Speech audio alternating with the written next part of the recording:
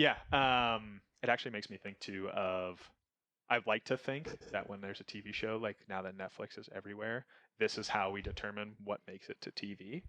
It's exactly Do you what know I what I was mean? thinking. Like, who watched the show that I was watching last night that was a complete bust? I won't name the show, but and that passed. Really? Right. Did they do this influence test on that one? Does everyone get field tested in that way now?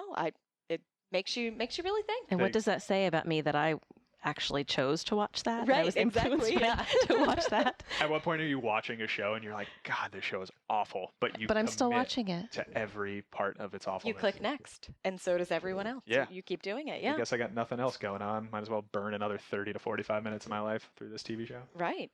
What a time to be alive, as they say.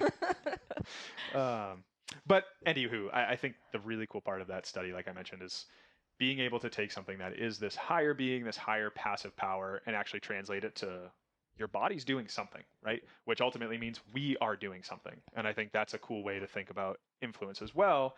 And Nancy kind of bridges the gap to some of the things that you're going to talk about. But before we get there, I want to go back to that like smart paradox a little bit.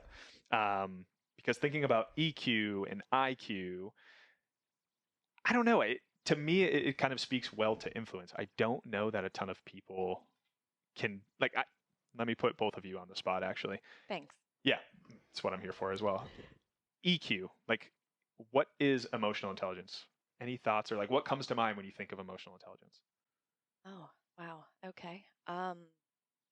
If you Nancy, need me to you're get the looking ball at me, rolling. so I guess I'll go. Well, I mean, as a mom of two almost grown children or grown adults, I still think of them as children. But to me, it's like emotional intelligence is something you just have to learn over time, and you have to learn how to read people, and it's not just tapping into the.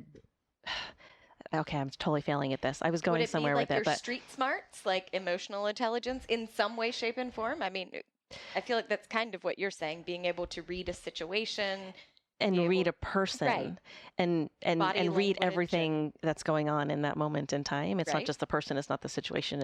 It's actually just living in that moment Yeah. and listening to that person so that you can read them, and it's not like a you do this or you do that. It's okay, I'm reading this situation, this person is telling me this, but what I'm really hearing is this. And Yeah. you just you have to listen and have a conversation to get to that point. I think you both are nailing it. And that's kind of how I think about it. You actually, Nancy, sparked an idea in my mind of it's almost the difference between listening and understanding, like that age old adage that we Mhm. always hear. So IQ is the idea of just purely listening, EQ is the idea of understanding. So it's taking, just the logic and facts from IQ, but being able to look at it a little bit deeper. Okay, you said that so much better than I did. But that's because I really put good. you on the spot, made you stumble through it. So thank you for making me look smart. I know what I'm doing over here. There's a method to my madness. This is all mapped out. He's planned this. But my question for you is like, okay, so we get a good understanding of emotional intelligence now, but how do you build that? How do you build that competency and that skill and that ability? It doesn't come naturally to everybody. No, definitely. So it'd be good to kind of delve into that a little bit more. I was going to say, I'd love for you to uncover that for me. Well, I mean, there was He's recently married. He needs you to tell him, answer Well, these things. Need all the help I can get. Exactly. I don't know that I'm an expert at marriage, but I can speak to other things. But there's like this really interesting presentation I read about that talks about emotional intelligence, and it focused on mindfulness. It's kind of a big buzzword right now, but it defined the idea as stay with me because I'm going to read this definition, but it really rings true to me. The awareness that emerges through paying attention on purpose in the present moment and non-judgmentally to the unfolding of experience moment by moment. And to me, that's just, it speaks so much. Just being mindful to where you are and who you're with, and being aware and paying attention on purpose, like really making a point to be where you are and with who you're with, and not be kind of influenced by what's not going on right there. And then you can really tune in and react in a way that's where they are as opposed to where you are. It's a Yeah. really Make hard sense? thing to do.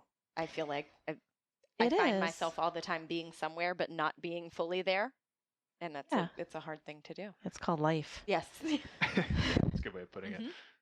Now, Yeah. self-awareness there is one that like comes to mind for me as well. Like you mentioned, is just, am I present? Am I not? like, what is my reality at the moment? How am I perceiving things and feeling things? How are other people seeing and perceiving that?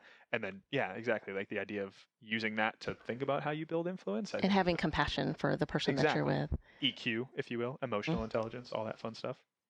No, that makes total sense. And this conversation kind of leads us back to another phrase that I think is a big buzz phrase, but it's so much what we where we live in our work, and that's influencing without authority. So I mean, we really have no actual authority about our clients or our partners or even the people that we work with every day. But we've got to use our emotional intelligence to kind of build those positive relationships with these folks so that we can have influence on them. I mean, it has to start there. You have to have these relationships built. Yeah, I agree. And actually, until you said it, I never considered that out loud, which is interesting. I'm glad you did say it because it's so true. I mean, the role that we serve, we sit in a place where we're not the ultimate decision makers. We can guide, Right. but people are paying us, you know, and Right. really looking to us to help guide them. So how do we do that without authority? That's interesting thought. Yeah, and to that point also, like you talked about this a little while ago about authenticity. You can't build a relationship with anyone if you're not authentic to who you are. So you're actively listening to them, you're getting to know them, and so that you can understand where they're coming from and find some common ground. Because you could be in the room with anybody and find some kind of common ground. And it just takes a little work sometimes. I feel like people also know when you're blowing smoke up. They know if it's BS. They know Yeah. if you're being authentic or if it's just Or if you're just talking. exactly you just saying the right words just to be saying the right words. I mean, and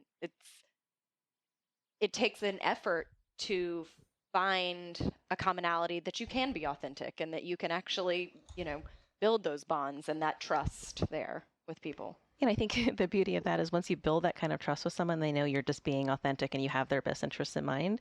We all run into roadblocks along the way every day in our work. And if you have that kind of relationship built, you can make a mistake and you can own up to it and you can have that, that ease of conversation where it's like, okay, let's move forward. Let's come up with a solution and then let's keep going. And on both sides, whether it's coming from us or the person that we're working with.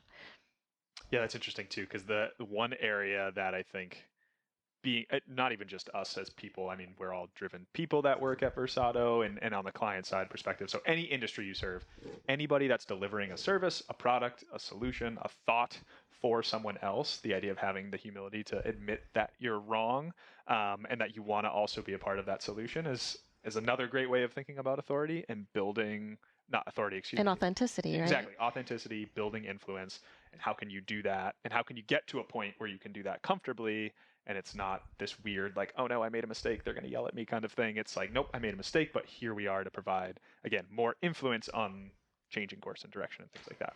Yeah, absolutely. So Nancy, thoughts on being effective in that type of thing? Like how would you suggest, or maybe it's even helpful for you to relate it to yourself, but like how can we go about building that influence with our teams? Like what are some of the skills that you've used?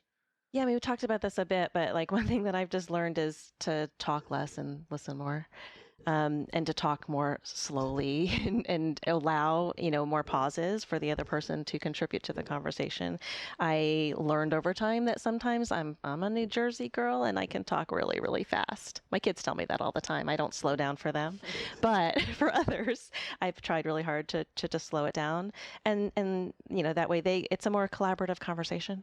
There's less interruption, there's more respect, kind of mutual respect happening. And it allows you to just, brainstorm and get to where you need to go, as opposed to you're just doing a lot of talking and they're tuning out because, as you know, we work so much virtually. So we're on the phone, we're multitasking. And if you're not really engaged in the conversation, you're just talking, you're going to lose that person that you're trying to relate to. Yeah. About the engagement, do you like when people ask questions to almost force you into conversations? I feel like like you are right now? Right. Yes. Like me right now. Just like that. But that's always my go-to is like, if there's a quiet person on a call and in my head, I'm like, they're totally shopping on Amazon.